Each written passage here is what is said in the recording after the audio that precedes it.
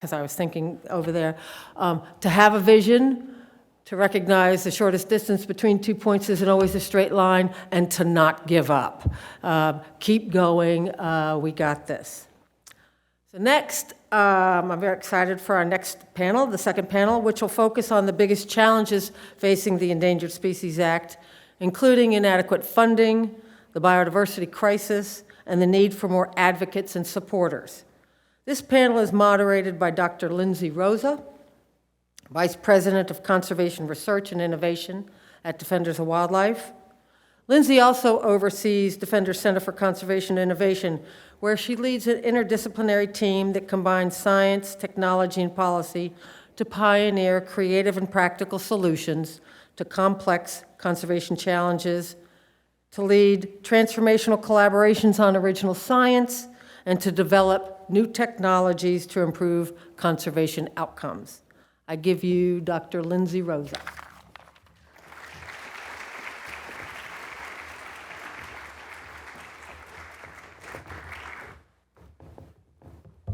Thank you, Jamie, and thank you all for being here today. And I'd also like to thank the first panel for their patience and their persistence in testing out the clicker for us. So we will not be using that, but they did a wonderful job. So far today, you've heard from speakers from coast to coast, explaining some of the many successes of the Endangered Species Act. And really, it's important to hear these stories that illustrate the power of the Act, because today we need the Endangered Species Act more than ever, given the challenges that we face. Globally, 1 million species are facing the brink of extinction, and we're also experiencing a rate of biodiversity loss that is unprecedented in human history. Preventing extinction and recovering imperiled species are the intended goals of the Endangered Species Act, making it our strongest tool for stemming the biodiversity crisis. Of course, the Act itself faces its own challenges. So in this set of talks, you'll hear a little bit about those challenges, but most importantly, the opportunities ahead. How could we best strengthen our commitment to endangered species? So, with that, some of those efforts you'll also hear about are currently underway. And I would like to just move ahead and introduce our panelists in the order that they will be presenting. First will be Dr. Melissa Guzman, who's assistant professor in the Department of Biological Science at the University of Southern California. Her research links ecology, data science, and conservation with a particular focus on environmental drivers behind changes in pollinator distributions in North America. She earned her PhD at the University of British Columbia and was a Liber Aero postdoctoral fellow at Simon Fraser University. In her lab at USC, she focuses on developing statistical and computational methods to leverage large biodiversity data sets to learn about ecological processes and to inform conservation actions. Next would follow Dr. Leah Gerber, professor and founding director of the Center of Biodiversity Outcomes at Arizona State University. Dr. Gerber is a population ecologist and a marine conservation biologist who integrates insights from natural and social sciences into tenable decision tools and policy.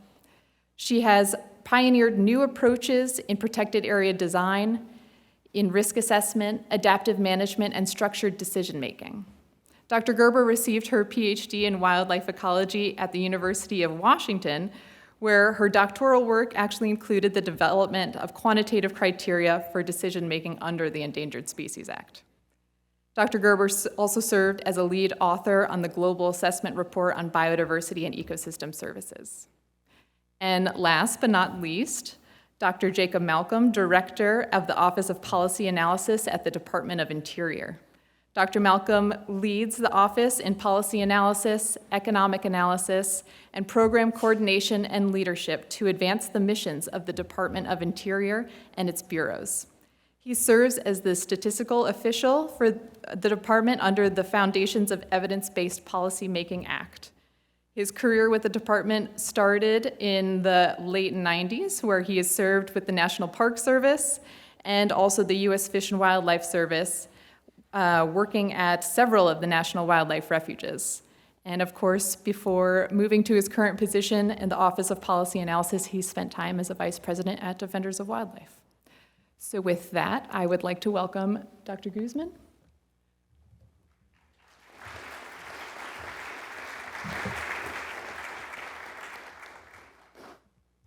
Thank you for inviting me. It's an honor to be here.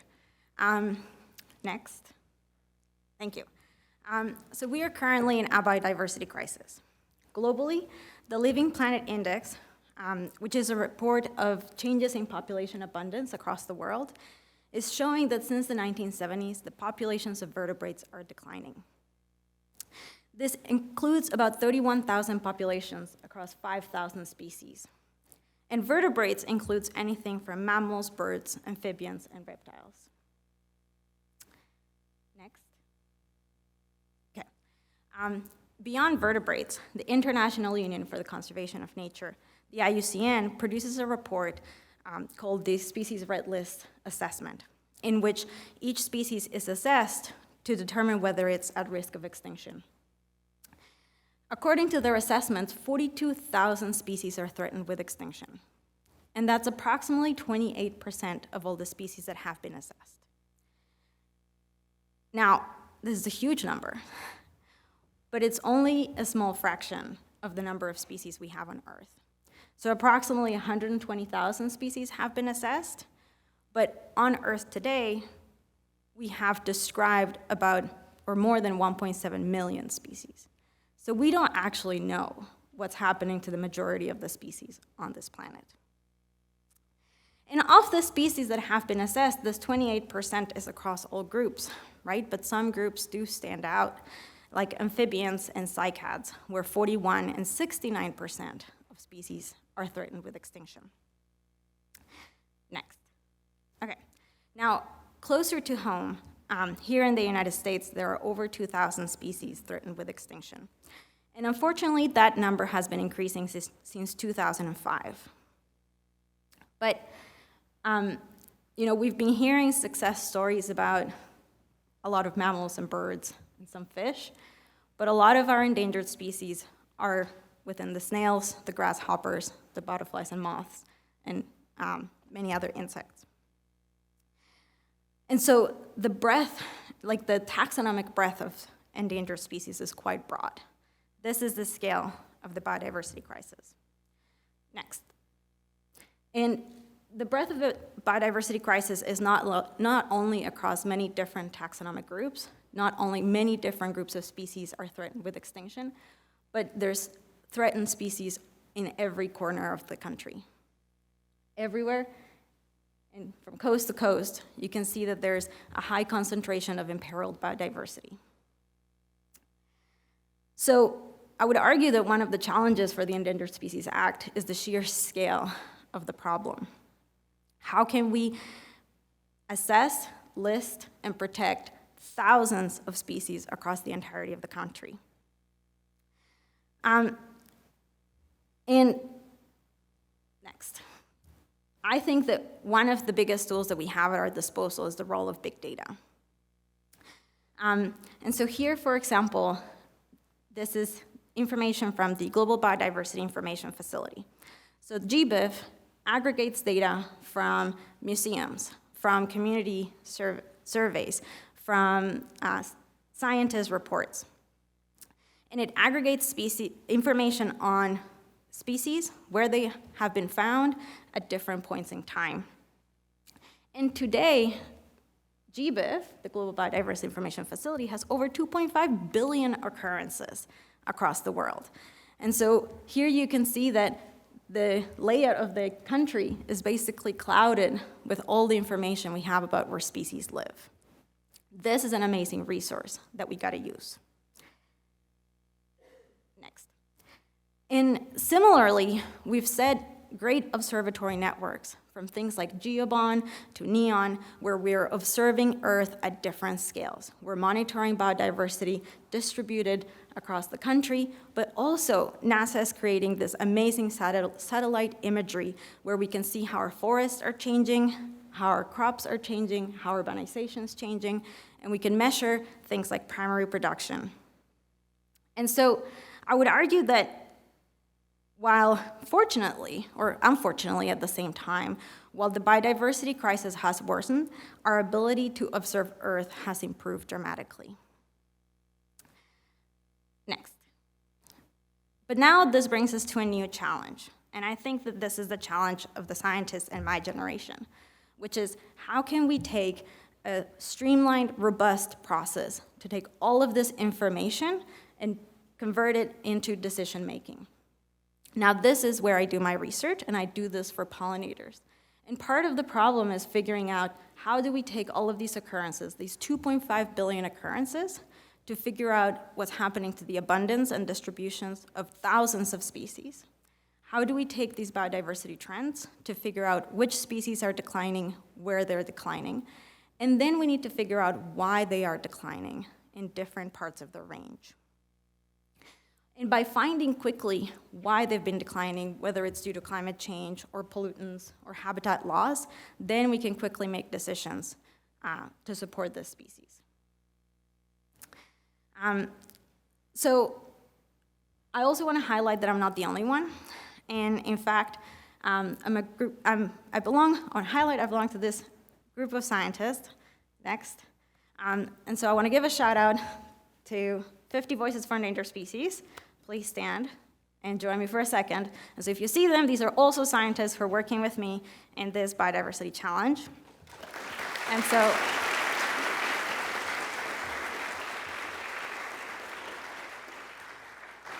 next. So who are we? We are scientists and we are scholars, and we come from a diverse set of backgrounds. We have diverse different experiences, and we engage with groups that have traditionally been ignored.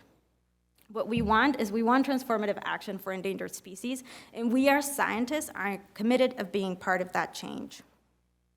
We want to defend the Endangered Species Act, and we envision a future where the act is implemented in a more effective and equitable manner. And with that, I want to thank you for letting me talk to you.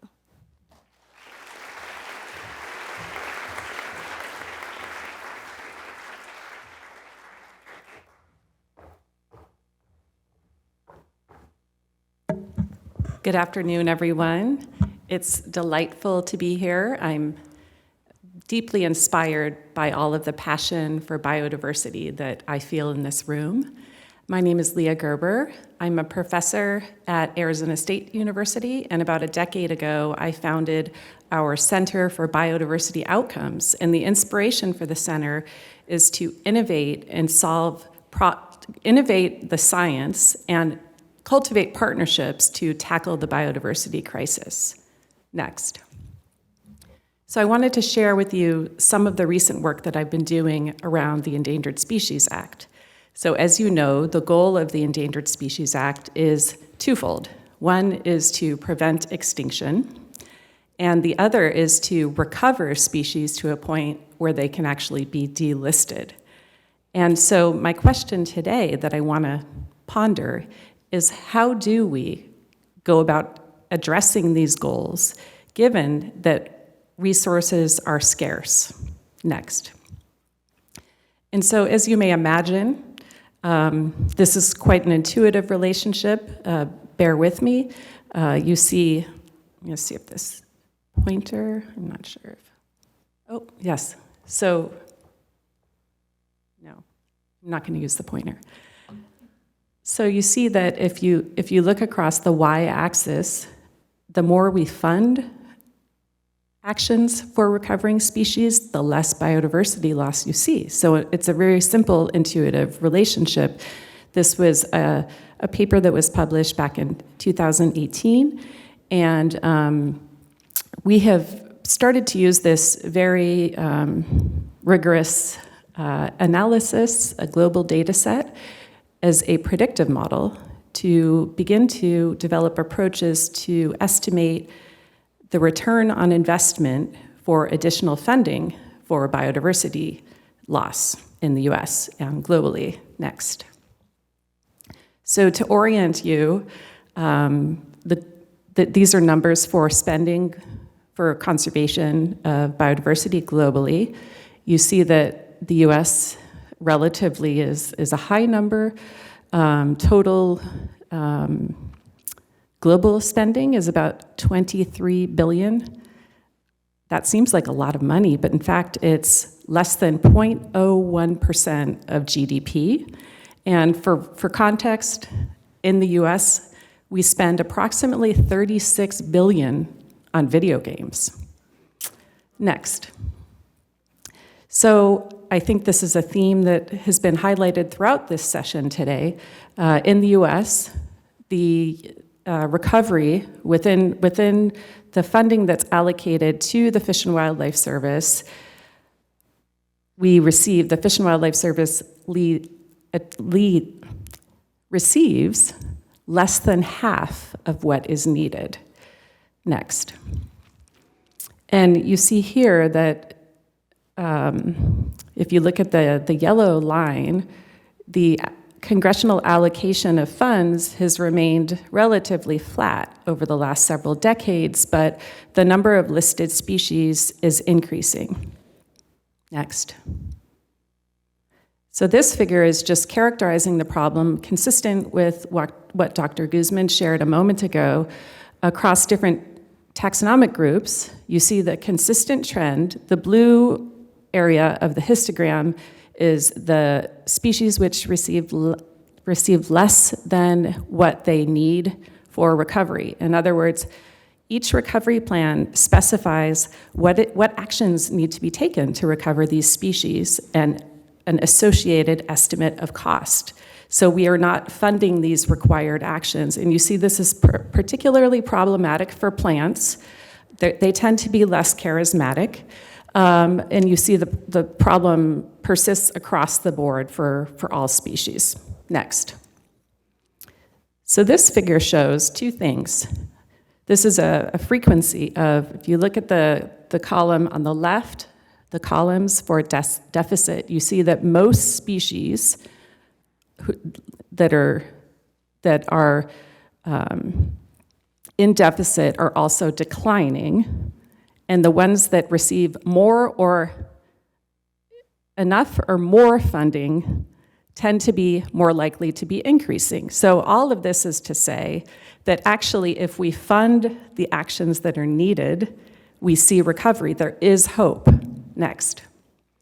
So I wanted to demonstrate a potential or I'm distilling a complicated mathematical model into what I call a very, very simple knapsack problem here. And the idea is we have all of these species and very limited funding. Now, I definitely argue that we should fully fund the Endangered Species Act. We should provide resources for all species that all recovery actions, but that is not the reality. And so about 5 years ago, I led a project working with the US Fish and Wildlife Service and several university professors to address this issue of how can we maximize outcomes with a limited funding. And so this can be simplified into asking, if I only have so much room in my backpack or my knapsack, what do I put in it? Should I put in the biology book? That has about the same cost as the doodle book, but it also has higher benefit in terms of getting a good grade. And so using the same approach for endangered species, next, and running these models for looking at what we expect in terms of the number of recovered species, you see the red line demonstrates what we expect if we apply the knapsack problem to deciding which actions to prioritize compared to the blue line, which is the ad hoc inefficient allocation. So it shows that we can, by using these approaches, save more species with a fixed budget, but more importantly, these approaches allow us to estimate the return on investment for more funding. So we can look on this figure from point A to B, if we want to double our investment, we can estimate how many more species we can save. Next. And lastly, I just wanted to leave you with this QR code. If you'd like to get more information on this tool, We are exploring implementation of this approach and continuing to refine the methods that underlie the approach. And I'd like to close with a call for adequately funding the Endangered Species Act. The U.S. is leading the world in protecting biodiversity, and I think we can do a lot better if we fund the actions that are needed for recovering listed species. Thank you so much.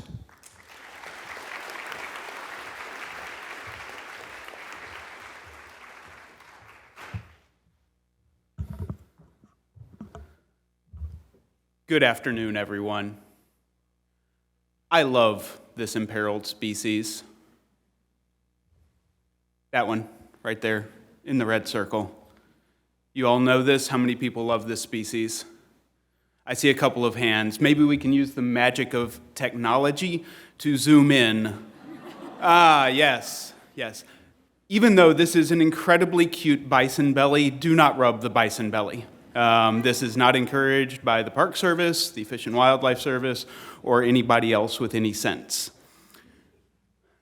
I love this picture because it is a bison and it is very cute, but I love this species because it's emblematic of the challenge that we face, but also the promise that we have as we talk about threatened and endangered species.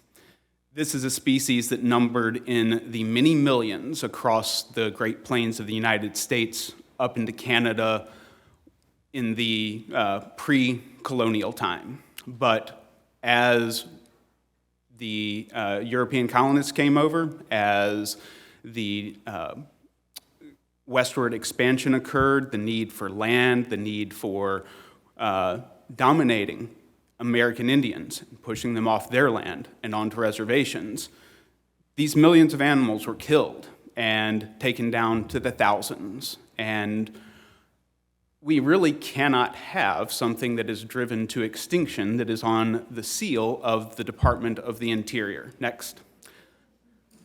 And this is the centerpiece. This is our national mammal, a species that was nearly wiped off the face of the planet.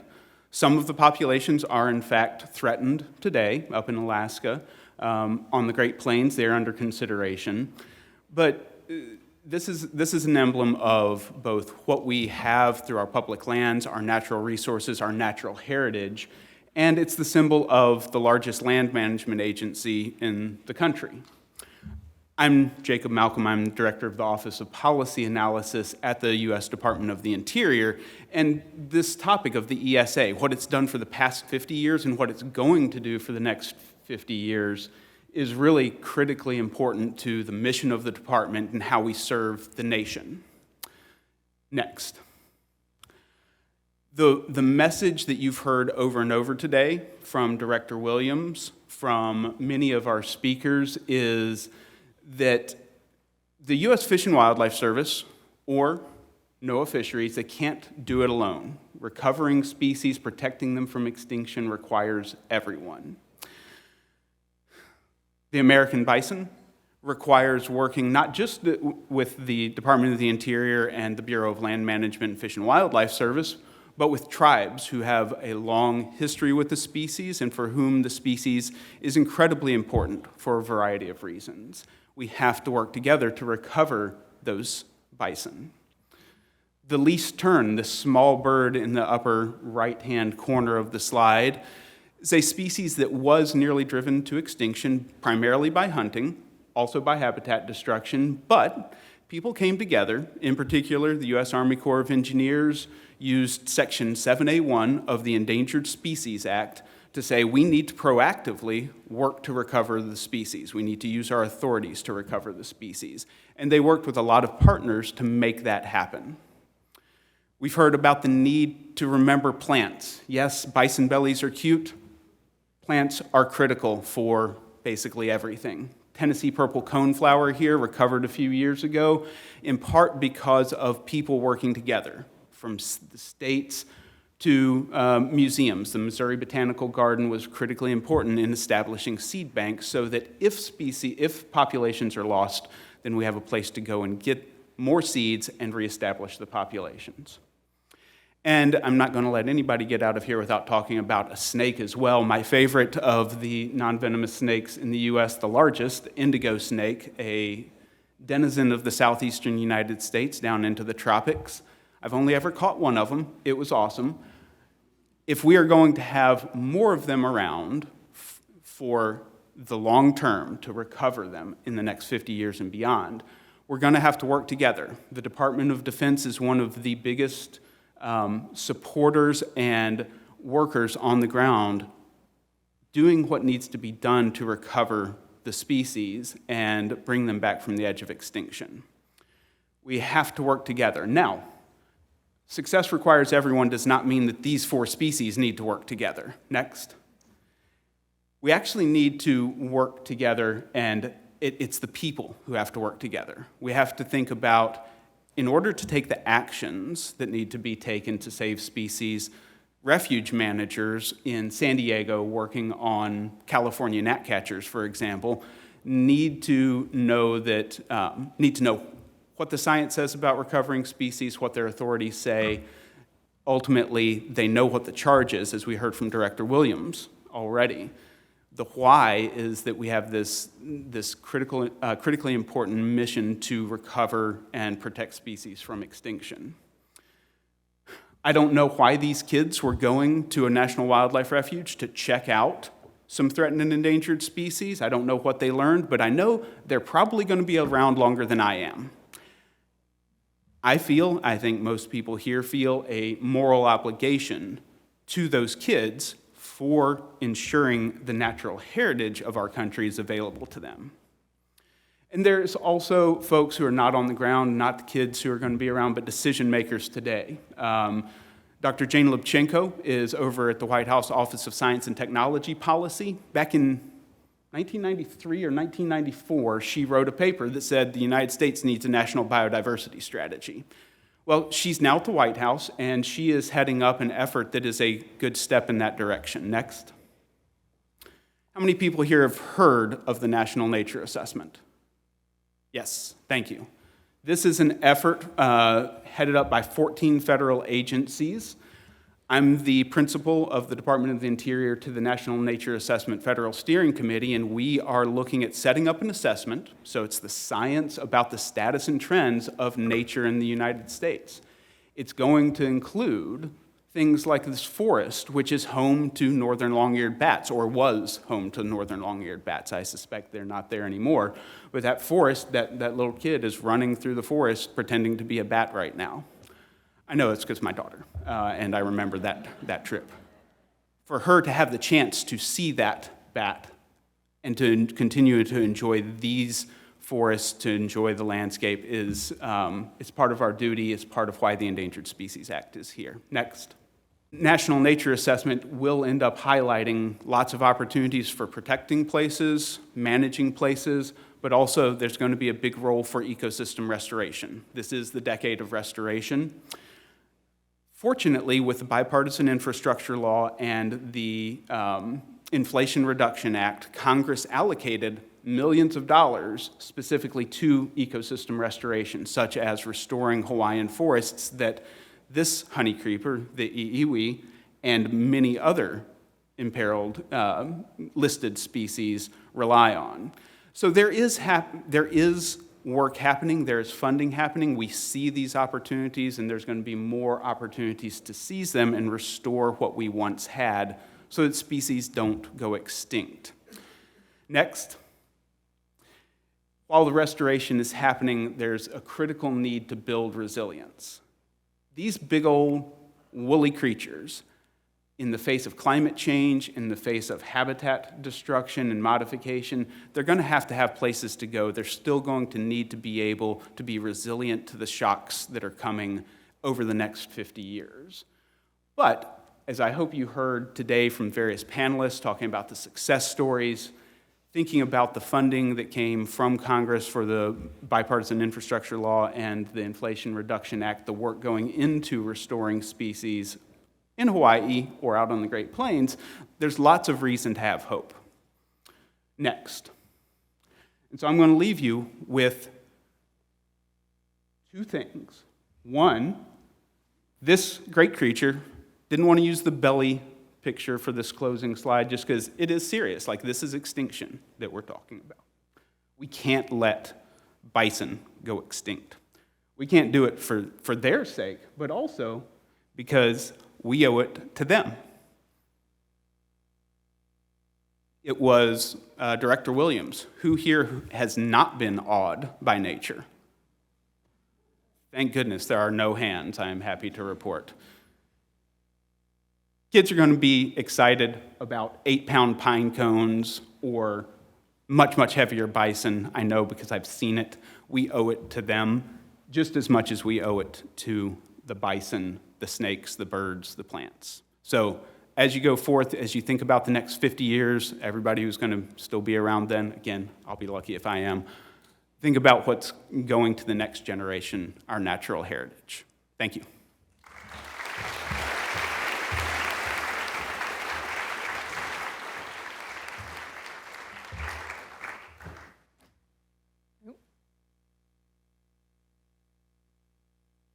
Seems like we're having a similar issue again. There were slides after that, if you can go back. Thank you. Thank you once again to the panelists for sharing their insights on strengthening our commitment to endangered species. The authors of the Endangered Species Act were certainly visionaries, but they could not have foreseen where we'd find ourselves today, 50 years later. We have nearly 40% of our plant and animal species here in the US at the brink of extinction, and many of our ecosystems threatened with collapse. The impacts of climate change, habitat loss, pollution, invasive species, and other threats continue to become more severe. There is no common interest more widely shared among us than healthy natural systems and thriving biodiversity that serve at its foundation. Now, of course, it still seems like there is some work to be done to secure it. So where do we go from here? We need strong conservation science and policy tools to tackle species extinction. The Endangered Species Act is, of course, one of our most successful, strongest tools for that goal. But as you've heard from the speakers so far today, it can't do it alone. It needs to be well-informed, centering much of its decision-making on best available science. We not only need data, but we need the means for translating that data into conservation policy and action. It needs to be funded. It takes resources to recover species to the point where they no longer need the protections of the Endangered Species Act, and the Act is starving for funds. It needs all of us. Everyone has a role to play in the conservation of species and their habitats, and we need to be well coordinated. The wide support for the Endangered Species Act from the American people serves as a reminder that we want our government to strive hard to protect our biodiversity. We can support the Endangered Species Act and other environmental laws, policies, and programs in their job to ensure healthy nature for us all through a strong national commitment to combating the biodiversity crisis. A national biodiversity strategy, as you heard, is a comprehensive blueprint for policy action to stem the leading drivers of biodiversity loss and better coordinate the efforts of departments and agencies across the federal government. Today, 194 countries have a national biodiversity strategy in some form and another. A US strategy would elevate the national priority of the biodiversity crisis, build on the science of the forthcoming National Nature Assessment, promote a more coordinated and comprehensive response, and provide the administration, Congress, state legislators, and tribal governments with a roadmap for policy action. Included in that action would be effective use of current tools like the Endangered Species Act, as well as creative thinking about new approaches. We'd like to thank Representative Joe Neguse, who unfortunately was unable to make it today. He has introduced House Resolution 195, which expresses the need to establish a U.S. national biodiversity strategy for conserving biodiversity for current and future generations. I'd like to close this portion of the program by asking each of the panelists, so get your mics ready, to share their response to the following question. Given your experience and expertise, what do you believe needs to happen to change our current trajectory of biodiversity loss? So this comes from my work with pollinators. And at this point, I think if we don't curb our wide use of insecticides, both in urban areas, agriculture, I don't think we're going to be able to save our pollinators. I can think of a couple of things. As mentioned, I was one of the lead authors for the UN IPBES assessment, and that was a 3-year investment of time by hundreds of scientists from all over the world. And after reviewing all of the data that were available, one of the main conclusions that we came to was that we need fundamental transformation in our social and economic systems, which have led to the biodiversity loss that we're seeing. I think that the discipline of conservation science is a crisis discipline. We're figuring this out. We're seeing these high rates of extinction, unprecedented rates of extinction, and we're scrambling to put a Band-Aid on it. But what we truly need is a fundamental transformational change in those drivers of biodiversity loss. So we often think about the indirect drivers, which are things like habitat loss and overexploitation, but those are influenced by the direct drivers, which have to do with social inequality and our economic system. So I think that is something to contemplate. While we contemplate and begin chipping away at this transformative change, I think there are more immediate things that we could do.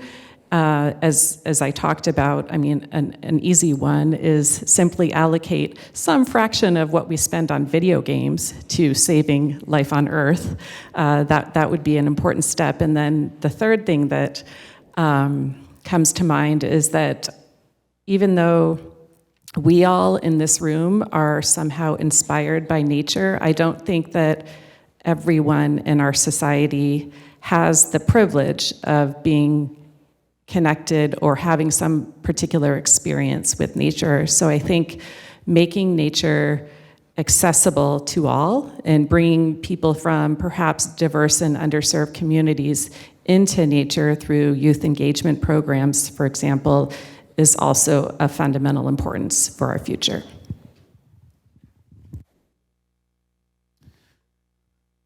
I agree with everything they said.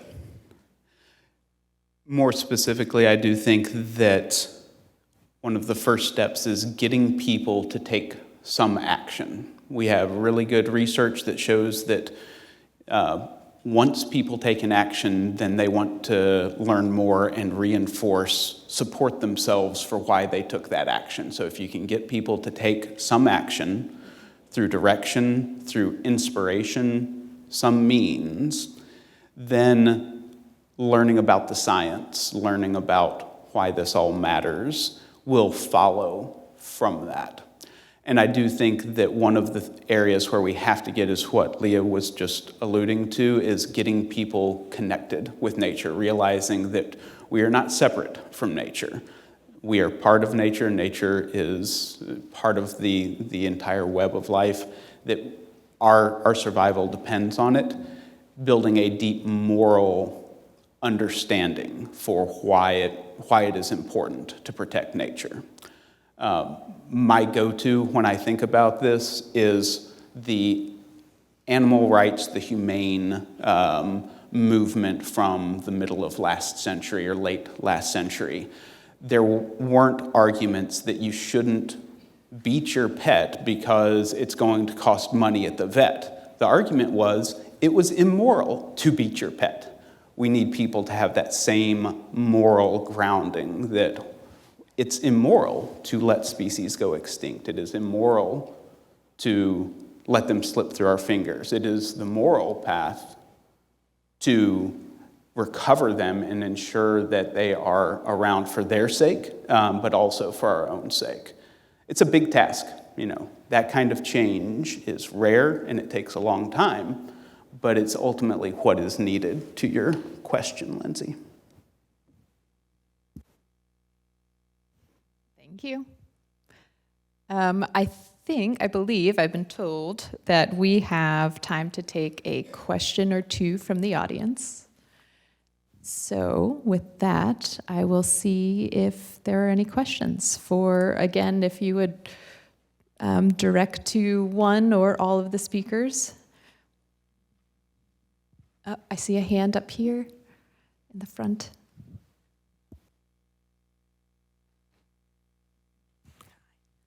Hi, thank you so much for being here. I'm here with a contingent from Colorado, and we in Colorado have $60 billion tourism, outdoor recreation industry. Is there any metric that shows a dollar spent in the ESA or a dollar spent towards conservation?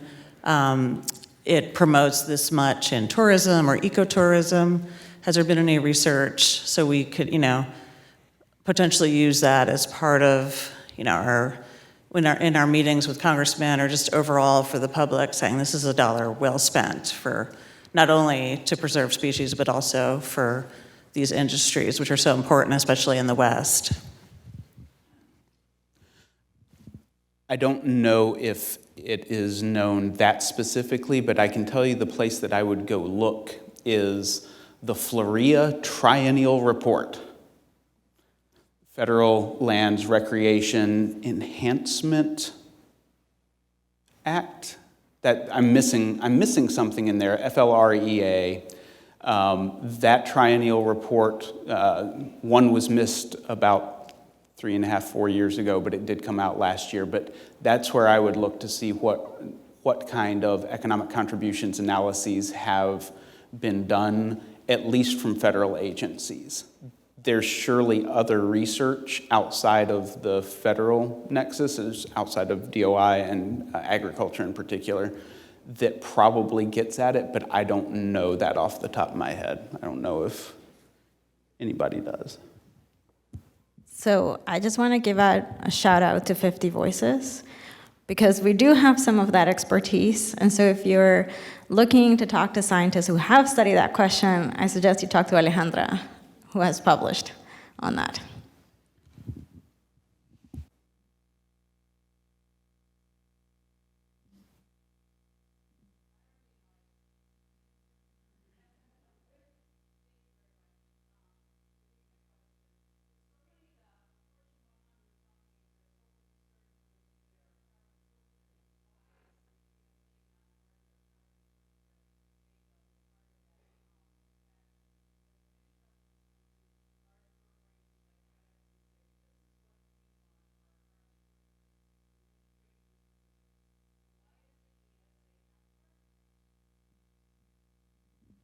That's an excellent question, and one that I've actually been spending a bit of time on.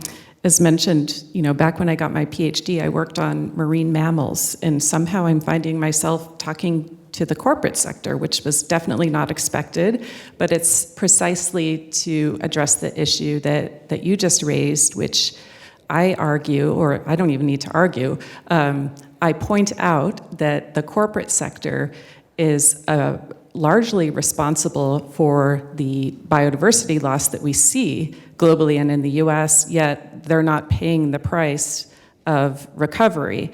And so there is increasing recognition among companies, specifically around sustainability, carbon footprints, and things like that. Recently, there was a global UN conference last fall in Montreal that led to what's called the Global Biodiversity Framework. And there is discussion currently of mandatory disclosures on biodiversity impacts for companies. So all of a sudden, the companies are sort of looking around and saying, well, what's biodiversity? What do I measure? How do I report it? And that's exactly what we're trying to figure out with the Center for Biodiversity Outcomes. In fact, if you want to learn more, next month in October, there's a conference in the Bay Area of California. It's called Bloom, and it's specifically about engaging companies in understanding how to even think about biodiversity. So we're at early stages, but it's really encouraging that there is an interest.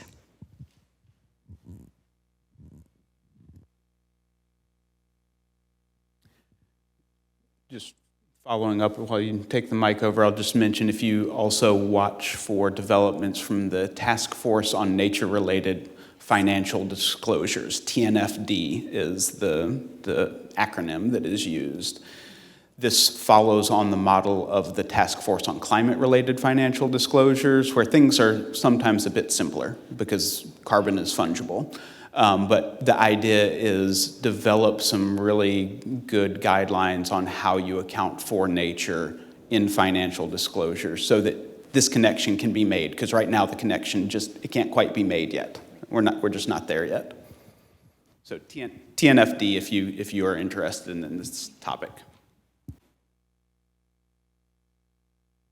From Colorado again. In 2020, we elected to restore gray wolves to Colorado. One of the key questions that people ask, and are asking right now because wolves are supposed to be reintroduced in December of 2023, how can we be different? What is the strategy for us in Colorado to be different from our neighbors to the north in Wyoming and Montana and Idaho? What do we need to do to change the trajectory in Colorado from the trajectory that we see in the Northern Rockies?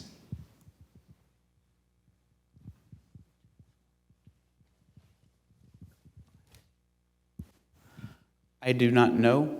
If you want to, we can touch base after this and get your contact information. Maybe I can connect you with somebody who does know more about the details. This is just not something that I know any details about to understand what the context might be. And I think that it's probably best for me to leave it to Director Williams or somebody in Fish and Wildlife who really knows that subject. I could say something, but I think that it could end badly, probably for me. Thank you for understanding.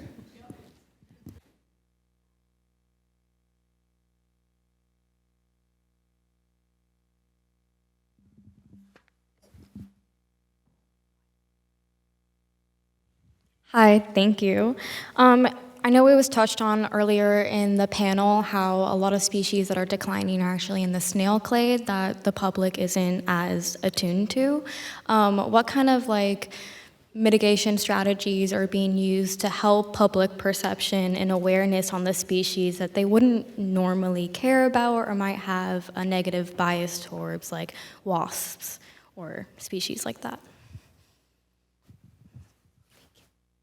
Yeah, so I can speak to that a little bit. I think, going back to that connection of people and nature, and I think cities and tools like iNaturalist, where anybody can collect scientific data that we can use, is a great tool for people to learn about all of the biodiversity in their backyard, as well as appreciate those wasps and snails that they might not know about.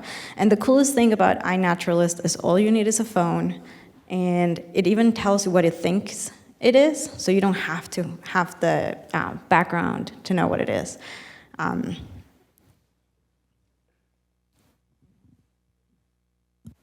Just to pick up on the pollinators thread, one of the coolest things that I think I've seen was, years ago I did this more, but there's a Skype a Scientist program to connect scientists with kids in school, talk about some aspect of science that you work on and raise their interest. And so I did it a few times, and coming from a conservation background, it was about conservation and conservation biology. You know the thing that all those kids wanted to talk about, right? It was not. It was pollinators. Cheerios came up in so many of these conversations because they got to see the bees on the box of Cheerios while they're eating their breakfast, and they cared about pollinators. If you told me that, I don't know, 15, 20 years ago, I don't know that I would have ever guessed that you could really get people to care about insects, but these kids do. And I suspect now these 5, 10 years since I've done that, we could go back to them, I bet they still care and I bet they still get it. So there's something to be done here, something to be leveraged. I'm sure that there's some sort of claymation or something we could do with snails to make them really cute and attractive. Mussels are one of my personal favorites. I didn't include any to the disappointment of many, I know. There's got to be some way to make them attractive. I just don't know what it is. I think there's a lot of opportunity. We just need to put them on a cereal box. Exactly. Snail cereal, I can see it now.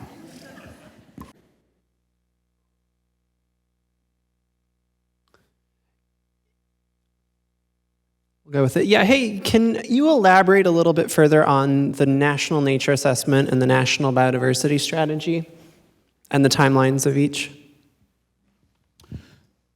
So I can speak to the National Nature Assessment. The National Biodiversity Strategy doesn't yet exist. There have been the resolutions which have been mentioned from Representative Neguse and co-sponsors. The National Nature Assessment will be released, like the penultimate report, in 2026. The executive order 14072 that established and gave direction to carry out the National Nature Assessment said do this in every 4 years, just like we do a national climate assessment every 4 years. That there are going to be other products that are coming out before then. So the prospectus for the National Nature Assessment is currently out for public comment for another 6 days. You can find in there some of the examples of ideas of what other products. So we don't really need yet another 1,500-page assessment that sits on a shelf and people aren't going to use. We need some assessment, but it needs to be something that's focused and helps users do something, take action, understand the context, take action for nature, conservation, and management, understand our relationship to nature. But in the meantime, we're going to need to release some tools that link some of this data from GBIF or from iNaturalist and give people an opportunity to see, okay, well, this is the status and trends of nature in my backyard, in my state, in my region. What can I do about it? That is to be determined yet. I can't, we're discussing it in the Federal Steering Committee, but until we have everybody's comments from the public, we're not going to get out ahead of that and say this is what the NNA is. But certainly by 2026, it will be wrapped up. The first National Nature Assessment, importantly.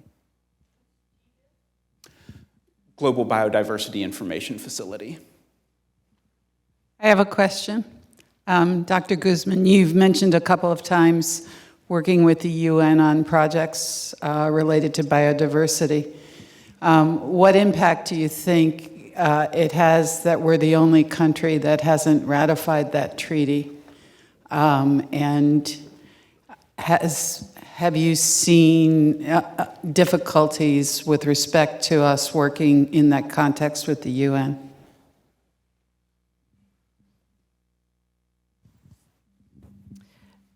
I think I don't foresee the U.S. signing the UN biodiversity strategy.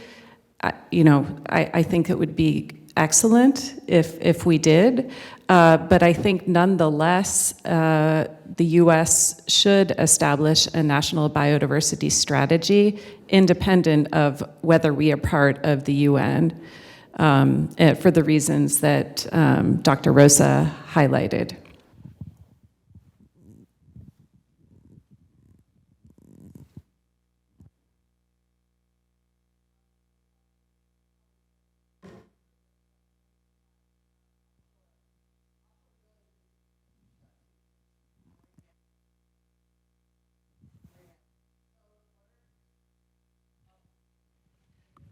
So BOEM is putting out their 5-year plan for managing offshore drilling, and with the IRA, those drilling leases are also linked to offshore wind leases. So I'm wondering, what are your thoughts about how to maintain a balance of, getting more offshore wind leases that are not as environmentally harmful, while also allowing for some offshore drilling?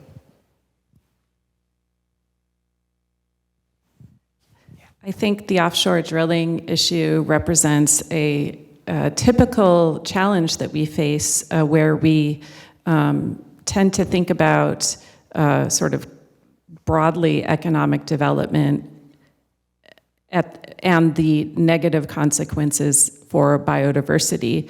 I think the challenge that we face as conservation scientists is, how do we find solutions that are win-win? In other words, that where we can have some level of offshore drilling, perhaps in areas that will minimize impact for wildlife. I can't comment specifically on the bill that you're referring to, but I think that offshore drilling historically has had negative implications for marine species, marine mammals in particular. But I also think that there is evidence that using spatial models to identify areas of overlap, these impacts can be mitigated. And with that, I think our time's up. So thank you to the panelists again, and thank you to those in the audience with questions. Of course, if there are any others, your program should have our contact information on them. So please reach out.